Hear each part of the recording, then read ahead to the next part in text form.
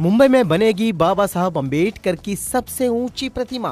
मुंबई के दादर में इंदु मिल परिसर में लगने वाली बाबा साहब भीमराव अम्बेडकर की दुनिया की सबसे ऊंची प्रतिमा के निर्माण का काम महाराष्ट्र सरकार ने प्रसिद्ध मूर्तिकार पद्मश्री राम सुतार को सौंपा है। 250 फीट ऊंची ये मूर्ति दुनिया में अब तक की अम्बेडकर की सबसे ऊंची प्रतिमा होगी, जिसे 2 साल में तैयार किया जाएगा। मूर्ति का निर्माण राम सुतार के नोएडा स्टूडियो में किया जाएगा। उनके स्टूडियो में बने डिजाइन के आधार पर चीन में सांचा तैयार किया जाएगा, जिससे डॉक्टर अंबेडकर की कांसे की प्रतिमा तैयार होगी।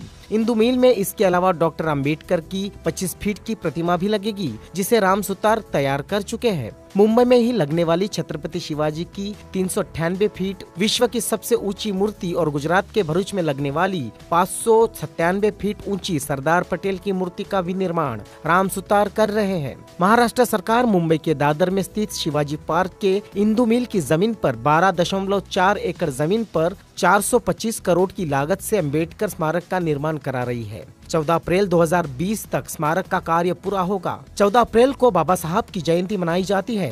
2015 में प्रधानमंत्री नरेंद्र मोदी ने स्मारक का भूमि पूजन किया था। यह जमीन पहले केंद्र सरकार के पास थी। पिछले साल केंद्र सरकार ने जमीन महाराष्ट्र सरकार को हस्तांतरित कर दी थी।